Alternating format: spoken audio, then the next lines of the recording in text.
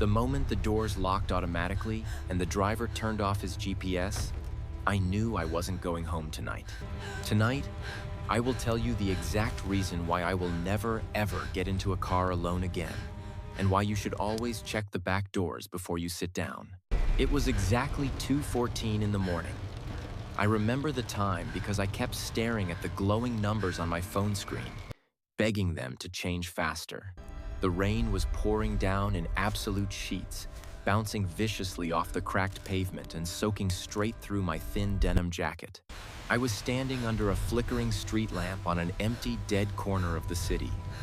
I was physically and mentally shattered from working a brutal 14-hour double shift at the diner. My feet ached, my eyes burned, and all I wanted in the entire world was the safety of my own bed.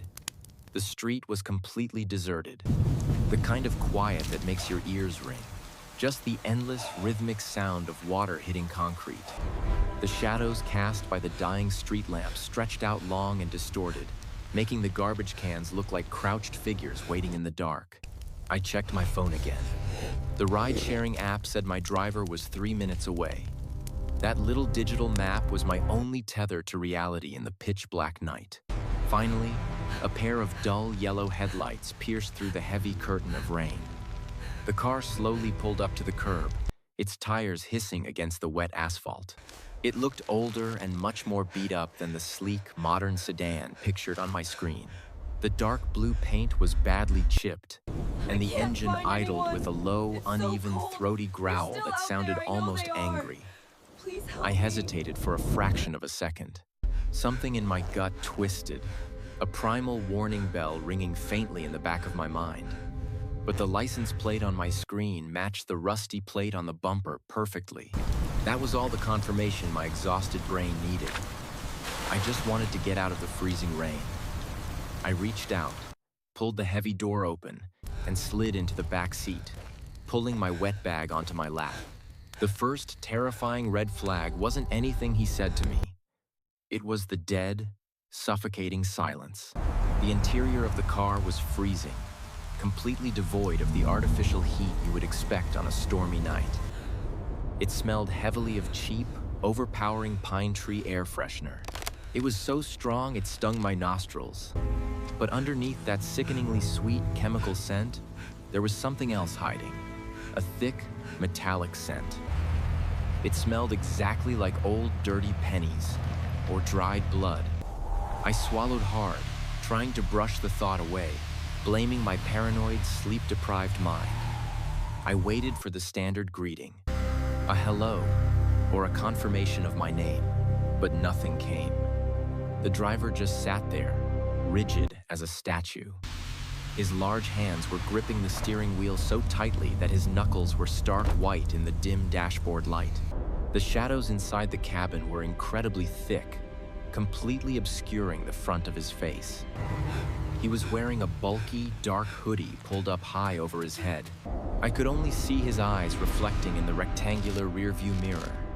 They were dark, hollow, and entirely lifeless. And they weren't looking at the wet road ahead. They were locked directly on my reflection, staring unblinking into my eyes. The pattering rain drumming relentlessly against the metal roof and the rhythmic, hypnotic squeak of the windshield wipers dragging across the glass were the only sounds filling the crushing void between us. A severe, icy chill ran violently down my spine. The tiny hairs on the back of my neck stood straight up, pricking my skin. My body was screaming at me that something was terribly, fundamentally wrong, but I was trapped in the illusion of routine. I told myself I was just being crazy. I turned my head and looked out the window, watching the blurry city lights streak by, desperately hoping the ride would be over soon. We drove for what felt like an eternity, though the clock on my phone said it had only been 15 minutes. I watched the familiar neon signs of the city begin to fade and disappear behind us, quickly swallowed by the thick, impenetrable darkness of the industrial outskirts. I wiped the condensation off the cold glass and peered out into the storm. We were passing the old abandoned manufacturing district. Huge, rotting warehouses with broken windows loomed in the dark like decaying giants. This was not the way to my apartment. It was the exact opposite direction. Panic, cold and sharp, began to bubble violently in the center of my chest. I pulled out my phone to check the GPS routing. The little bars in the top corner of the screen were completely empty. No service. Searching for signal. Help! My heart started pounding against my ribcage, beating so Please loud help! and fast I was absolutely certain he could hear the thumping over the sound of the rainstorm. My mouth went completely dry. I swallowed hard, trying to force moisture down my throat to keep my voice steady. "Excuse me," I said. My voice came out as a pathetic, trembling whisper. The deeper we I went, cleared my throat the and colder tried the again, air became. louder. "Excuse me, sir. I think you missed the turn back at the overpass. We are supposed to be heading north toward the residential blocks." He didn't answer. He didn't even flinch or shift his weight in the seat. His hollow eyes remained deadlocked on me in the mirror. The silence that followed was deafening. A heavy physical weight pressing down on my chest, making it impossible to breathe. The car suddenly accelerated, the engine roaring as we plunged deeper into the pitch-black, winding rural roads. The streetlights vanished completely. We were surrounded by an ocean of dark, ancient trees. My blood ran completely cold. The horrible realization washed over me like a bucket of ice water. I was completely isolated. I was utterly alone, trapped inside a speeding metal box with a phantom. And then came the sound that will haunt my darkest nightmares for the rest of my life. The sharp, heavy, mechanical click of the rear doors locking. The child locks engaging. The sound echoed through the silent interior of the car like the racking of a shotgun. What is I that? instinctively lunged for the door handle Oh, to my God, look right, at this. pulling it frantically, desperately. It was completely dead. It hung loose in my hand. I slammed my thumb repeatedly against the unlock button on the armrest. Nothing happened. We were sealed inside. The driver slowly, methodically, reached his right hand out toward the dashboard and turned the radio dial. A slow, distorted, incredibly unsettling classical piano piece began to leak from the blown-out speakers, perfectly drowning out the sound of my ragged, panicked breathing. Over the slow, dragging notes of the music, I heard him take a deep, raspy breath. Did you hear that? It sounded wet, labored, and It's right utterly outside. terrifying. A sick, guttural sound of pure, twisted anticipation. He was enjoying my terror. He was savoring the exact moment my false sense of security shattered into a million jagged pieces. The car suddenly veered sharply off the paved road, throwing me against the door panel, and turned onto a narrow, hidden dirt path. The tires crunched violently over wet gravel and snapping dead branches. The thick woods immediately closed in around us on all sides. A solid black wall of twisted bark and leaves blocking out any remaining trace of moonlight. I was paralyzed with sheer, unadulterated fear, strapped into the back seat with a predator, heading straight into the abyss. The car slowed down significantly as the dirt path became completely overgrown with thick, wet bushes scraping violently against the metal doors. The engine whined in protest, the tires spinning briefly in the deep, slick mud before catching traction. It's right outside. My brain was screaming at me to do something, anything to break the paralysis. The primal, desperate instinct of survival finally shattered through the thick ice of my fear. Adrenaline flooded my veins like liquid fire, making my hands shake uncontrollably. I knew with You absolute, have to terrifying believe me, I saw certainty it.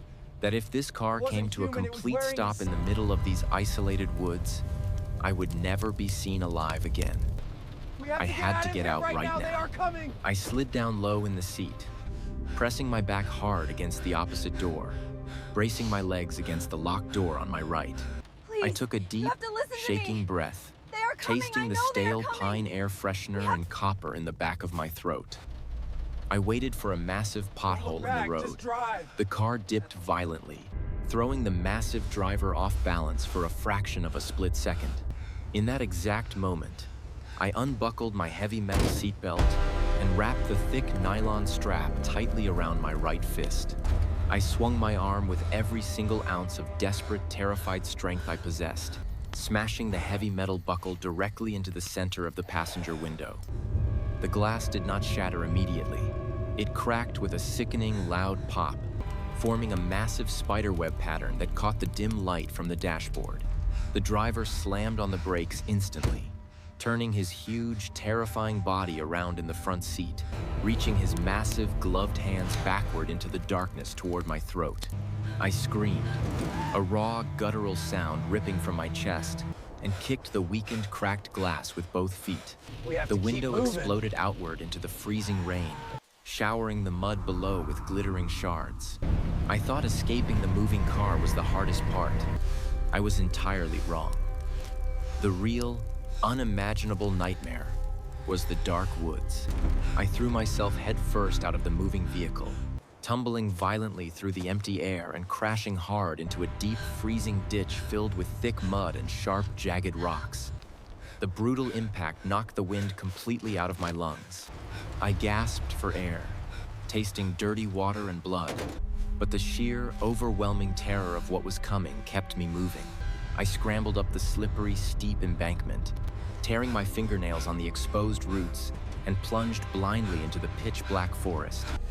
Behind me, I heard the car skid to a violent halt in the mud. The heavy driver's side door slammed shut with a horrifying metallic thud. He was out of the car.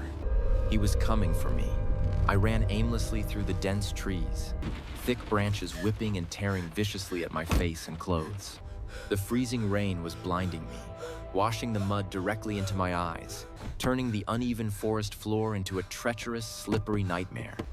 My lungs burned with every breath. I had no idea where I was going or what direction the main road was. I just desperately needed to put as much distance between myself and that hulking monster as humanly possible. I spotted a massive fallen oak tree, completely uprooted by a past storm, lying in the darkness. Its thick, muddy roots formed a small, dark, cramped cavern beneath the heavy trunk. I dove frantically into the filthy space, pressing my entire body completely flat against the cold, wet earth. I curled into a tight, miserable ball, completely covered in mud and freezing water, trying desperately to become invisible in the shadows. I clamped both of my shaking hands tightly over my mouth and nose, terrified that the loud, ragged sound of my desperate breathing would give my location away. The silence of the deep forest was absolute, broken only by the deafening, continuous sound of the heavy rain hitting the leaves. And then, I saw it. A bright, narrow, flickering flashlight beam sliced violently through the darkness, scanning the thick tree trunks just a few yards away from my hiding spot. My heart completely stopped beating in my chest. My blood turned to absolute ice in my veins. Then came the sound. Heavy, deliberate, calculated footsteps crunching slowly over the dead, wet leaves and snapping twigs. Step, pause, step. He wasn't running wildly. He was hunting methodically. He knew exactly what he was doing. The muddy boots stepped directly into my narrow line of sight, stopping agonizingly close to the fallen tree trunk I was hiding under. I could see the thick, dark mud caked on the heavy black leather, the frayed laces soaked with rain. He was standing mere inches away from my face, separated only by a thin wall of tangled, rotting roots. I squeezed my eyes tightly shut, silently begging the universe for my life, praying he would not shine that light down into the hole. The flashlight beams swept slowly over the top of the tree trunk, directly above my head, illuminating the falling rain.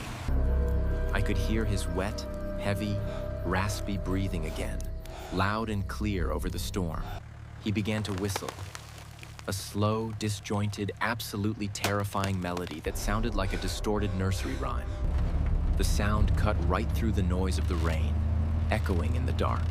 He knew I was close. He could smell my fear. Every single muscle in my battered body was violently trembling. I was suffocating under my own freezing hands. I shifted my weight just a fraction of an inch to relieve an agonizing, sharp cramp in my left leg. A dry branch buried in the mud beneath my knee snapped with a loud, sharp, echoing crack. It's completely The blocked. whistling stopped instantly. The flashlight beam snapped directly down, completely illuminating the mud right in front of my face. The heavy boots pivoted quickly toward me. He knew exactly where I was. In a split second of pure, blind, animalistic panic, I scrambled backward out of the hole, abandoning all attempts at stealth. I scrambled up the slippery, muddy hill, falling and sliding, screaming for help into the empty black void. I heard him thrashing violently through the thick brush right behind me, his heavy, thudding footsteps closing the distance between us terrifyingly fast. I could hear the wet fabric of his dark hoodie swishing in the rain, feeling the absolute suffocating malevolence radiating from his massive frame. I burst unexpectedly through the dense tree line and suddenly felt solid, flat asphalt beneath my torn, muddy shoes. I had stumbled blindly onto a narrow, empty highway. I looked up and saw two massive, blinding headlights roaring toward me through the thick fog. A long-haul semi-truck. I ran directly out into the exact middle of the road, waving my arms frantically, screaming until my throat tasted like copper. The truck laid on its deafening, massive horn, the huge air brakes hissing and squealing violently as the massive vehicle swerved aggressively and skidded to a halt just a few inches away from my fragile body. The driver jumped out with a heavy metal flashlight, yelling into the rain. I collapsed completely onto the wet pavement, sobbing uncontrollably. When I looked back toward the dark, imposing tree line, the woods were completely empty. The monster had vanished silently back into the shadows. I sat shivering violently in the back of a warm police cruiser for hours, wrapped tightly in a thick shock blanket, watching the flashing red and blue lights paint the dark forest. When the officers finally traced the license plate and the driver profile I had saved on my app, they found absolutely nothing. The plate was stolen from a junkyard 3 states away. The driver account was completely fake, set up with a burner phone, and had been completely wiped and deleted from the servers the exact moment he locked me in the backseat. They never found the rusty blue car. They never found the massive man in the dark hoodie. He is still out there, right now, driving aimlessly through the rain, waiting patiently for the next tired, unsuspecting person to get into the back of his car. The police told me I was incredibly lucky to be alive. But I don't feel lucky. I feel permanently hunted. Every single time I close my eyes to sleep, I still see those heavy, muddy boots standing right next to my face, and I hear that terrifying wet whistle echoing in the dark. The monster is still hunting. Always check the child locks. Always check the interior doors. And if you ever feel that sudden, cold, dead silence when you get into a strange car, get out immediately. Do not wait for an excuse. Your life depends on it. If you have ever experienced something truly terrifying or unexplainable like this, please share your story in the comments below. And make sure you subscribe to Mr. Horror so I can keep bringing you these chilling, true nightmares every single week. Next week's story will make you severely question the safety of your own locked home. Until then, stay safe and never, ever let your guard down in the dark.